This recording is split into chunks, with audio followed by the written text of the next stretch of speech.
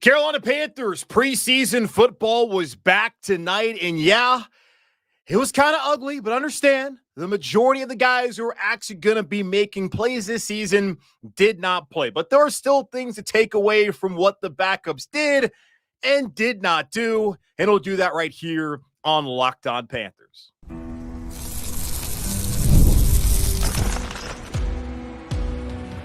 You are Locked On Panthers, your daily Carolina Panthers podcast. Part of the Locked On Podcast Network, your team every day. Welcome into another edition of the Locked On Panthers podcast, a part of the Locked On Podcast Network. I'm your host, as always, Julian Council, talking Carolina Panthers with you every Monday, Tuesday, Wednesday, Thursday, and Friday. Your team every day. That's our motto here on Locked On Podcast Network. Subscribe or follow the show for free on YouTube or wherever you listen to your favorite podcast, as I am live right now breaking down the Carolina Panthers preseason opening loss to the New England Patriots. I'll be live every time the Panthers have a preseason game. I'll also be live every time the Panthers have a regular season game. We are one short month away, and I cannot wait to actually have meaningful football back in our lives as the Panthers prepare for their 2024 campaign under new head coach Dave Canales. Be sure to follow me on Twitter at Julian Council, where at some point I'll be doing the mailbag again right now with preseason going on and wanting to talk about what's going to lead up to the preseason, trying to figure out when to fit in the mailbag. Once we get to the regular season, it'll be on Wednesdays, but I'm sure in the next couple of weeks, I'll find some time to do another mailbag. So send in those questions by either adding me or DMing me over on Twitter at Julian Council. Today's episode of Locked On Panthers is brought to you by LinkedIn. LinkedIn Jobs helps you find a qualified candidate you want to talk to faster. Post your job for free at linkedin.com/LockedOnNFL. That's linkedin.com/LockedOnNFL to post your job for free. Terms and conditions apply. Oh man. I love preseason football. It's an abomination. I just want to get that out there off the top, what we had to endure tonight. Actually, what I had to endure. You didn't have to watch. As I've told y'all, when things go astray here in Carolina, I'll watch, you listen, / watch the podcast. You don't have to put up with this, but I have to. I get paid to do it, so I'm not going to complain. But it was tough to watch. And this is part of the reason why I was so upset when I listened to Dave Canales entertain the idea on Monday that Bryce Young wasn't going to play. Then when he came out on Tuesday and said Bryce Young was going to play, I knew exactly what that meant. If Bryce is not going to play, starting offensive line's not going to play. Deontay Johnson's not going to play. Adam Thielen's not going to play. Javion Clowney, J.C. Horn, Derek Brown, all the guys that we spend all our time and energy talking about weren't going to be out there on Thursday night in New England. And maybe it's that Dave Canales looked at the weather, saw it was going to be rainy, saw it was going to be slick, and did not want to risk injury to his quarterback and the rest of the important players on the team. I can totally understand that.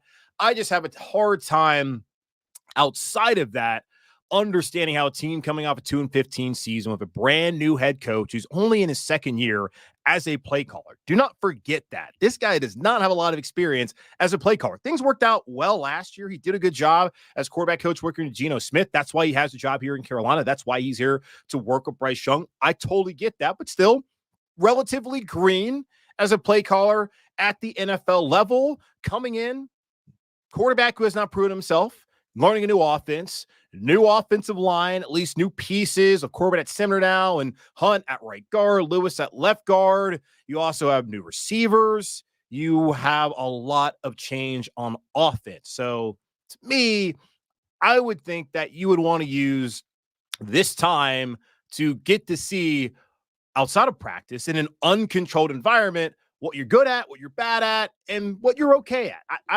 I would think that. But Dave Canales, at least tonight, did not feel like it was necessary for his starters to play. Does not mean that next week against the Jets, he'll feel the same way, or the week after that against Buffalo, that he'll feel the same way. And speaking of Buffalo, Josh Allen's going to play a full quarter. Patrick Mahomes is going to play. Both those guys have proven themselves. Look at their bank accounts. That shows what they've proven. Now, Allen hasn't won anything, but Mahomes has won a lot. and they're going to go out there and play. And I did like that Mike Kay, friend of the show from the Charlotte Observer, talked to him last week. He put it out there earlier on Thursday on Twitter that when there was the announcement that Reed was going to play, Andy Reid, head coach in Kansas City, was going to play his starters, that Dave Canales, Andy Reid have a relationship, and maybe Canales will reconsider looking around and seeing that a guy that is a mentor of him is going to go out there and play the best player in the league. I don't care what the NFL 100 says. There's no better player than Patrick Mahomes in the NFL. Absurd.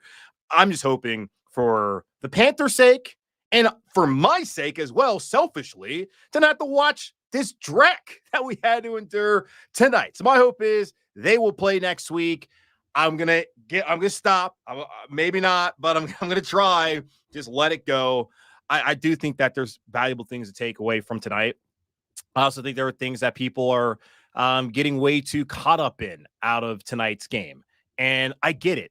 There's a lot of scar tissue. This team has not been good. They were the worst team in the league last year. They did not have the number one overall pick. I get that McCaffrey was traded away. I get that Burns is gone, even though it seems like a lot of you are happy for whatever reason. It's going to be the worst pass rush in the league again this year.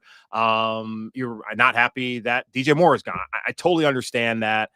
I'm not going to sit here and tell you how to feel and that you are wrong in feeling that way. I just think that sometimes a lot of Panther fans just get a little bit carried away when evaluating things like, let's see, how many guys were active tonight? The Panthers had 56 players active, and they can only keep 53 players. And think about who wasn't out there.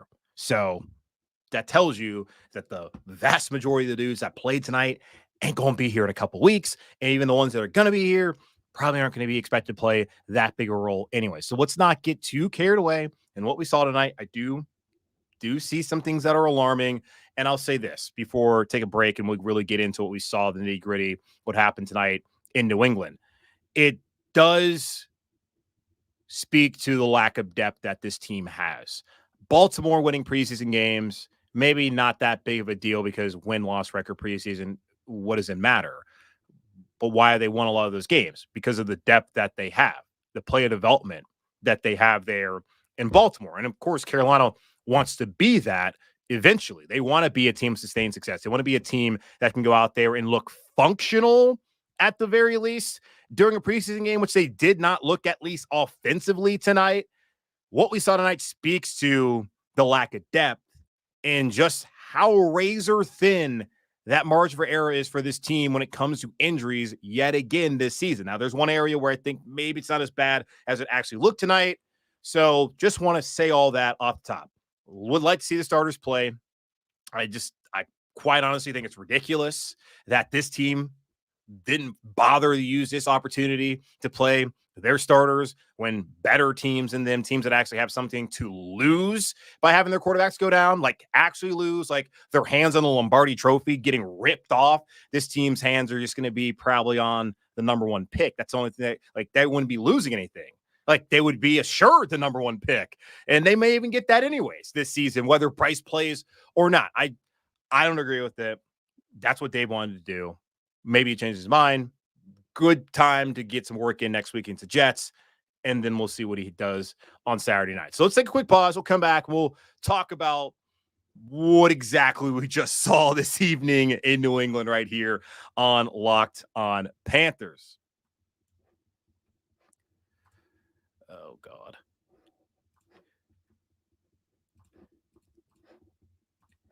Passion, drive, and patience, formula for winning championships, is also what keeps your ride or die alive. eBay Motors has everything you need to maintain your vehicle and level it up to peak performance. From superchargers, roof racks, exhaust kits, LED headlights, and more. Whether you're into speed, power, or style, eBay Motors has got you covered with over 122 million parts for your number one ride or die. You'll always find exactly what you're looking for. And with eBay Guaranteed Fit, your part is guaranteed to fit your ride every time or your money back. Because with eBay Motors, you're burning rubber, not cash, for all the parts you need at the prices you want. It's easy to turn your car into MVP and bring home huge wins. Keep your ride or die alive at ebaymotors.com. Eligible items only. Exclusions apply. eBay Guaranteed Fit, only available to U.S. customers.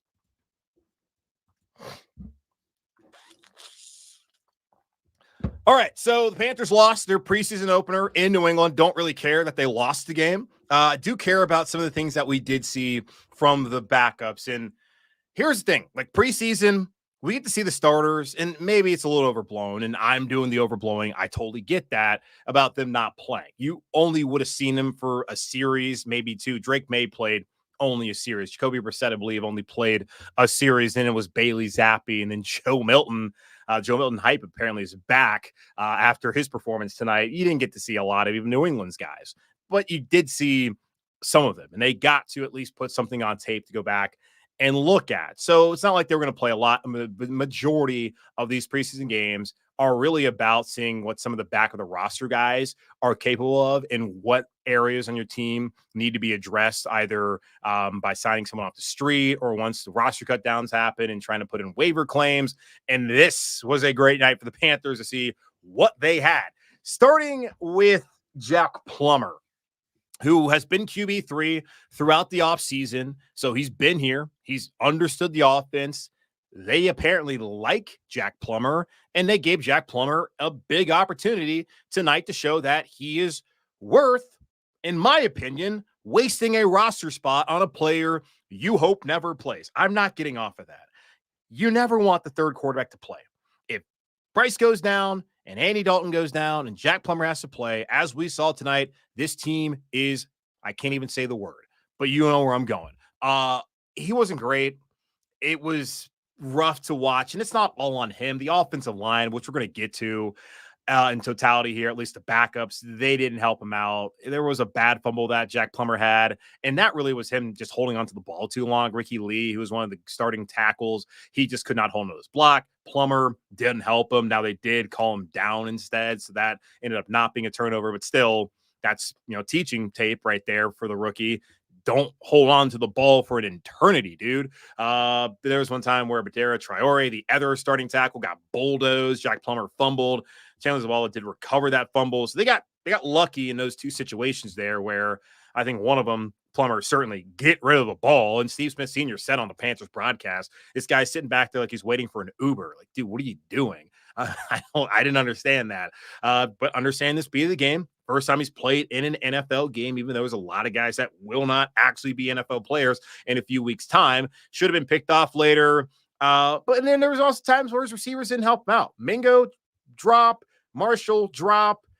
It's not all on Jack Plummer. I didn't look at him tonight and feel like it was all his fault. I also wasn't really encouraged by his performance, which is a problem if this is a team and with the head coach that wants to utilize that roster spot when they could be better served having someone just be inactive and actually give them something if ever at the play, or use it on somebody who can play special teams, which is what Jack Plummer's not going to do, and you saw tonight why I'm against it and why I've been saying it. They want to bring somebody in, and easier said than done. Yes, I know. Bring in a vet. As Davis said, if you already have a guy who's been in your offense, there's an advantage, blah, blah, blah. There's an advantage if he can play. But we didn't see anything tonight out of Jack Plummer to make us think that he can play. Jake Luton went in there when I was just completely zoned out and just ready to go ahead and record this show. He came out there and they moved the offense down the field. He's only been here for 4 days. 4 days look better than a guy who's been here since April or May, whatever. That's kind of an alarming thing.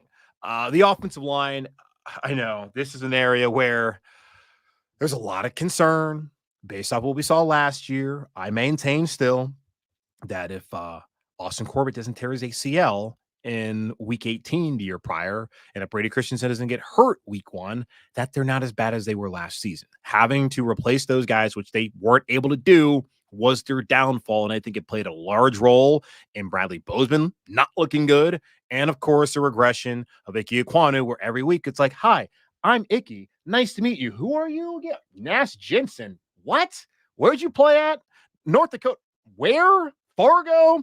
I don't know anything about that, buddy. Oh, Calvin Throckmorton. Nice. That was the situation, y'all. Gabe Jackson, you're here. You're like 38 damn years old. Why are you still playing football? Go be with your family, man. That's the situation Nicky had to be in last season. And I'm not completely absolving him of criticism, as he came out and said he was smelling his own, thinking that he was that guy when he wasn't. He's got to prove that he is this season. But if the offensive line's healthy last year, like in any year, they would have success. But in 21, They weren't healthy. They stunk. 23, they weren't healthy. They stunk. This year, if they're healthy, they will not stink. And if they're not, I know what we saw tonight, not encouraging. Badara Traore was not good. He is not going to make the team. And going into tonight, wasn't going to make the team. And he may not be on the team in a couple of days' time, as he was carted off the field. At least he walked off the field on his own power, then got to the sideline and was carted off with a knee injury. And if he's not going to be able to play for them anymore, they're going to have to bring in another tackle, and they're going to probably just cut him. So he wasn't going to make the team anyways. I wouldn't sit here and freak out about Badara Traore giving up sacks. Ricky Lee, he's a guy who's fighting to be the 9th offensive lineman on this team with Chandler Zavala. And being the 9th offensive lineman, that does not guarantee you anything but a roster spot for like 24 hours. Because the Panthers, again, have the top waiver priority claim. They can get another offensive lineman to replace whoever the 9th guy is if they feel like that guy is better than whoever the 9th guy is. So Ricky Lee may not be on the team anyways. Didn't really have a lot from Zavala tonight. I guess maybe PFF does grades, and I can go back and look at that when I'm in a dark place later on tomorrow. So like those, you're talking about guys who may not make the team that were your backup tackles. The real backup tackles in Carolina are Josh Nijman, who was that last year and years prior in Green Bay and has actually had starting experience in the NFL, and Brady Christensen, who had to go in at right tackle in the second quarter when Traore got injured. Those are your true backup tackles. And if something were to happen to Icky or Taylor, and I know Taylor's not been playing well, those guys are capable.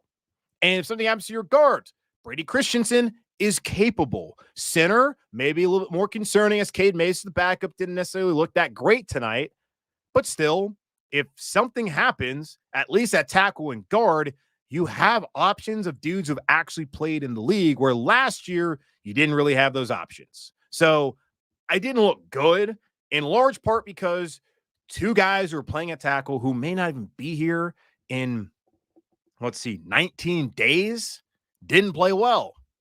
That's a big part of it. You also didn't have a lot of depth anyways. Apparently Nash Jensen had a baby. Congratulations, Nash Jensen. Happy for you. Hope everything is great with the baby and your wife, I assume, and their health. Either way, the mother. So there's that. The offensive line didn't look good tonight. It's a lot of dudes who ain't gonna be here anyway. So I just don't think that that's something to be super concerned about. But yes, it is still razor thin. Like if you lose Hunt and you replace him with Brady Christensen, yes, you're gonna be worse. If you lose Lewis and replace him with Christensen, I don't know if the drop off is gonna be that big. With the tackles, I don't know what you're going to get at Icky this year. After what we've seen so far from Taylor in training camp, I don't know. At least Nijman is somebody who's capable. I don't think it's as bad as it looked tonight, just based off of two guys who may not make the team. Well, at least one of them certainly is not going to be on here. The other thing, looking at offensively as well, as we're just sticking on with the offense for now, Xavier Legat's going to get an opportunity to be wide receiver 3. Terrace Marshall Jr., Jonathan Mingo. And Mingo was one of 3 of the guys that were listed as starters on the first depth chart that they put out there on Monday. It was him, Dane Jackson, DJ Johnson. Those are the only 3 that were listed as starters that played in the game tonight in New England. And Mingo didn't do anything. Had an egregious drop. Terrace Marshall had a bad drop as well. And that was a great ball that Jack Plummer put on Terrace Marshall. Maybe a little bit harder for Mingo, but it hit him right in the chest. You got to catch the balls. You catch the ball with your hands right here. That's what you got to do. And he didn't do it. And this is one of the things why I want to see guys play in the preseason training camp. We have sat here, we extolled and praised Terrace Marshall and Jonathan Mingo for their growth and maturity and yada, yada. And they get out there, and I get it. Adverse conditions. The weather wasn't great. Didn't catch the football. It's not going to be sunny every game. Hell, I saw DJ Chark, who wasn't any good last year, make some pretty damn good catches against the Falcons late in that game. And it was raining all throughout that. And it was also a tropical storm, I remember. So you got to catch the ball. You got to be better. And they opened. The door was already open, but the door is certainly not slightly ajar. It's wide the hell open for whenever Xavier Legat comes back from that foot injury to come in and to show that he's ready to go. And Dave Canales, I think, smartly has not put any sort of timeline or expectations on him when he's ready to go. And when he shows us, he'll be out there. That's what he said. And I think he'll show them eventually that he can be just as bad, if not better than those players. I guess I can't imagine it's that much worse. I am still a pretty big skeptic there when it comes to Leggett. Sure, he looks the part. A lot of guys in the NFL look the part, but can they play? That's the thing that matters. The NFL loves traits, but can you play? Can you play? Can you run routes? Can you block and help out in the run game? Because that's going to matter. Can you catch the football? Cool. You're fast. A lot of guys are fast. All right. I don't. Can you play? That's what I want to see. Can you produce when it matters? That's what I want to see from him. And we went over his career at South Carolina. He's going to have to show me, because I'm still not going to sit here and believe like that's what we saw last year is what he's going to end up being in the NFL. And he ain't going to have 5 years to figure it out at this level. Maybe he will. Because J.C. Horn's barely played, but he's been good when he's played, and they gave him his 5th-year option. So maybe he will get the opportunity. But we'll see. There's going to be an opportunity for him. Wide receiver depth, though, already a question mark. Outside of Deontay Johnson and Adam Thielen, I was already concerned, and I'm still concerned. I've been done with Terrace Marshall. Guy wanted to be traded. He was inactive for like 7 straight weeks. Was only activated week 18 against the Bucs because of Mingo, a foot injury. He comes in, lines up improperly, and it's a legal formation, brings back the touchdown. That's a guy who wants to be traded, and he can't catch the football. So, bye. Mingo, never was a fan, and happy to hear that he feels like he's ready. And it's one game. Totally understand that. This was a chance for you to really separate yourself, man, and you didn't do it. And there you go. Wide receiver depth. Those 2 guys, I just don't. I mean, one of Marshall's not going to make the team anyways. Mingo, you can't really trust him right now. I think he'll get better eventually. But outside the top 2, it's better. Last year you only had 1. Now they have 2. You really feel that great about the wide receiver core, and you have hope that Lee gets the guy. He's going to be good for you, but there's nothing proven there, and there's a long college history that shows he didn't really do that much until he had to. Okay, so there's other things I want to talk about defensively, some standouts and some other notes from the game. So we'll talk about that here in just a moment on Locked on Panthers. When you're hiring for your small business, you want to find quality professionals that are right for the role. That's why you have to check out LinkedIn Jobs. LinkedIn Jobs has the tools to help you find the right professionals for your team faster and for free. LinkedIn isn't just a job board. LinkedIn helps you hire professionals like a professional you can't find anywhere else, even those who aren't actively searching for a new job, but might be open to the perfect role in a given month. Over 70% of LinkedIn users don't visit other leading job sites. So if you're not looking on LinkedIn, you're looking in the wrong place. On LinkedIn, 86% of small businesses get a qualified candidate within 24 hours.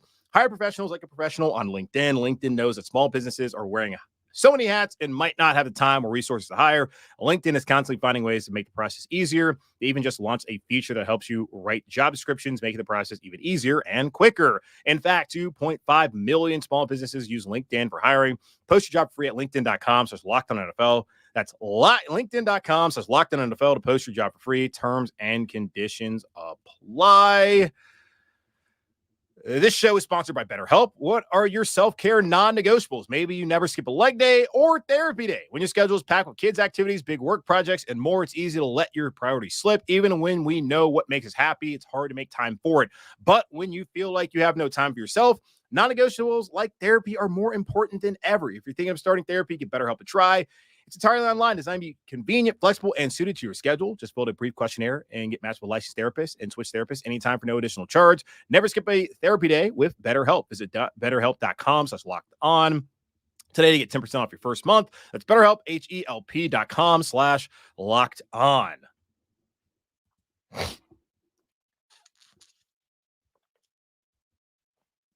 All right. Love doing these shows live where I cannot get a chance to catch my breath. All right. Looking at some other things that we saw tonight in the game.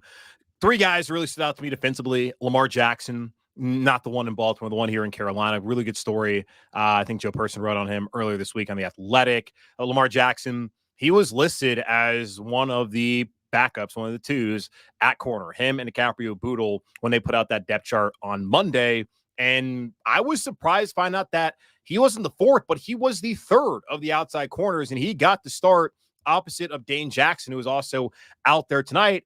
And he made some plays, made a play immediately, a nice PBU on that deep ball that they had.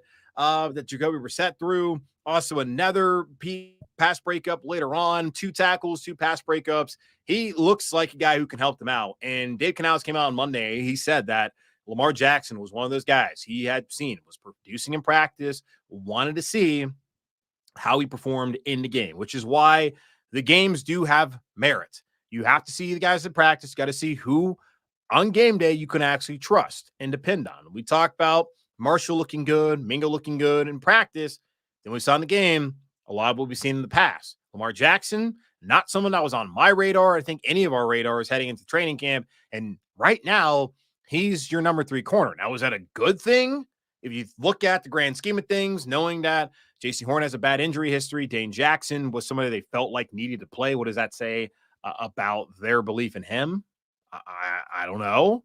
Maybe not the most encouraging, considering all the guys who didn't play. We'll see. I guess we'll find out. I still think they should bring in somebody else. Stephon Gilmore's available. I know that's going to be a name that continuously going to be thrown out here to me and on this show. We'll wait and see there. Dory Jackson's still available. There are other corners that would make sense for Carolina. They're out there that I think they should look at. And again, top waiver wire priority. They can get a corner if they feel like there's a corner out there that will help them down the road. So Lamar Jackson, kudos to him. Guy looked good. He's earning his way onto the roster, maybe briefly, but the way where he's positioned, the way he's played, he should be kind of solid just based off of his 1 preseason game, 11 practices, 10 practices. He should basically be pretty secure at this point in time. Obviously can change. Alex Cook also looked really good, came out, made a nice special teams tackle, was good in the run game at that safety spot. And he's a guy who last year the Panthers needed some help at safety. He brought in Sam Franklin Jr.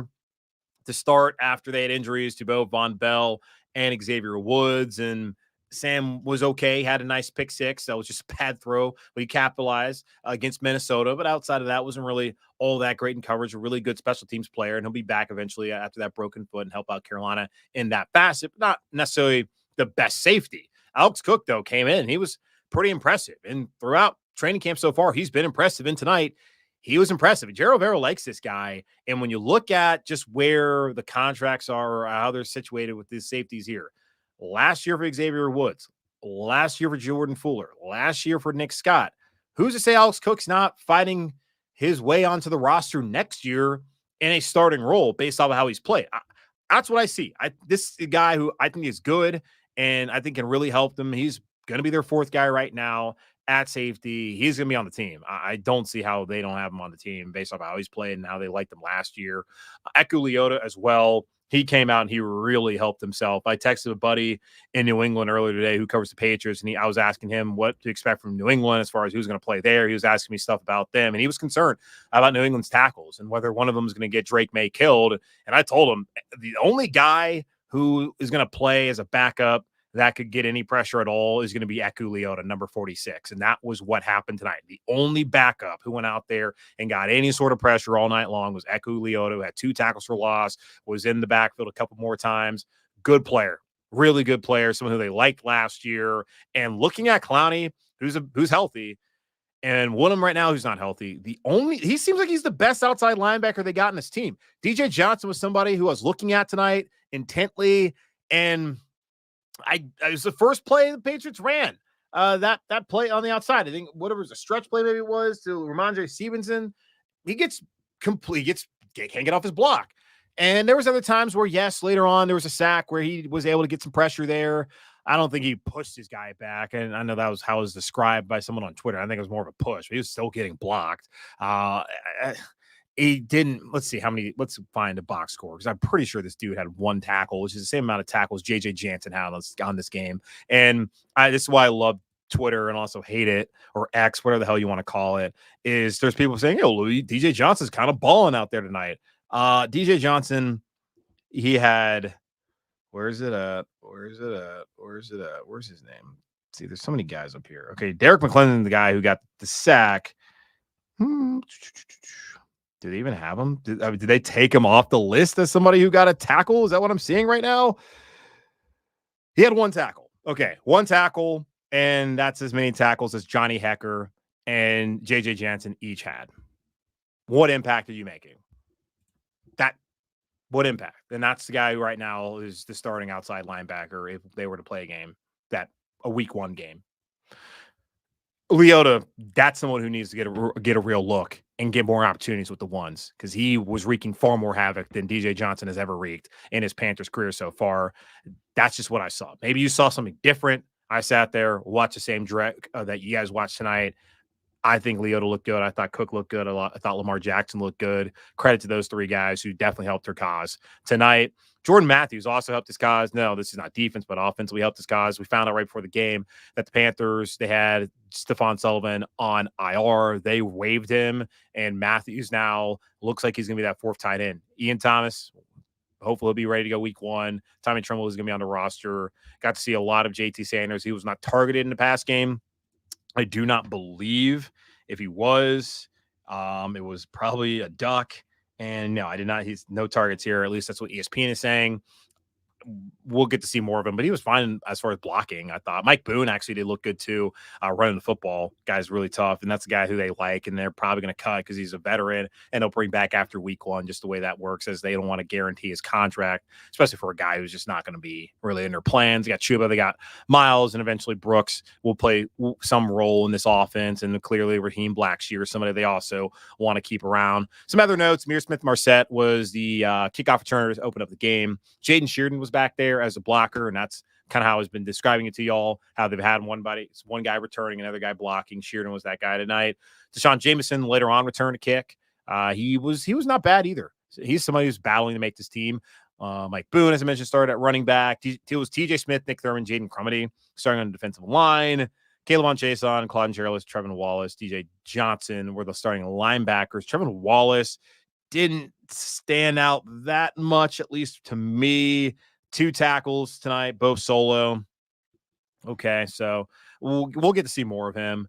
Let's see. Dane Jackson, Lamar Jackson, those were the 2 starters at corner. Outcooked Damani Richardson, starter who started at safety, guy from Texas A&M, Damani Richardson. Apparently, they are a fan of him as well. Jaden Crumity did get injured in the second quarter and was carted off once he walked out the field to the locker room with an ankle injury. He was already battling to make it, and he is going to have a tough time. Likely practice squad guy. We'll see how severe that injury is. But Eric Troy, as I mentioned earlier, went down the second quarter, walked off on his own power, carted off of a knee injury. He came out of the game. They did put Andrew Raymond there at center, the guy from Oklahoma, and it was Cade Mays moving the right guard and Brady Christensen the right tackle. So Christensen, if they really needed him, he'll be a tackle for them, and he can play guard as well. And they got to look at the other center on the roster. So there's some other things that stood out to me, some other notes from this preseason game. So yes, a lot of it was a little concerning as far as just looking at the depth or lack thereof, and the Panthers are going to have to try to address that best way they can. And maybe they're able to do it, maybe they're not. But Dan Morgan, he'll keep looking around, and there's players out there that can help this team. I don't think they're going to take them that far, but there's players who can help this team and upgrade the roster, and this is the time to do it. Get an evaluation of every roster in the NFL at the preseason. You have the waiver priority. There's still free agents out there. Give them some time. I wouldn't freak out too much or at all based off of this preseason game where 60, 70% of the guys that are going to be your primary players didn't even play tonight. So I understand that. But I get it. You want to see the team win, and you're scarred from the past couple of years, and you're rightfully scarred. All right, that's going to wrap up this edition of the Locked On Panthers podcast by our Locked On Podcast Network. Host by yours truly, Julian Council. Again, subscribe, follow the show for free on YouTube or wherever you listen to your favorite podcast. We're always live on YouTube, and 193 of you are live with me right now as I'm signing off. Appreciate every single one of you coming live, and also check out the podcast wherever you listen to your favorite podcast if you ever miss a live show. And again, thanks for all the folks out there late here on the East Coast watching this show here on YouTube. Also, follow me on Twitter at Julian Council. I'll be back at some point in time doing your mailbag questions, trying to figure out schedule-wise how to get that in, and also cover what's going on out on the field. Like next week, Thursday, you have joint practices with the Jets, and then it's like, okay, well, I'm going to talk about what happens there more so than answer your questions, but maybe I'll have time to answer your questions. But put them in at me, DM me, and I'll get to them at some point in time. But in the meantime, be safe, be happy, be whole as always. Keep pounding, and I'll talk to y'all on Monday. Oh, well, let me do this.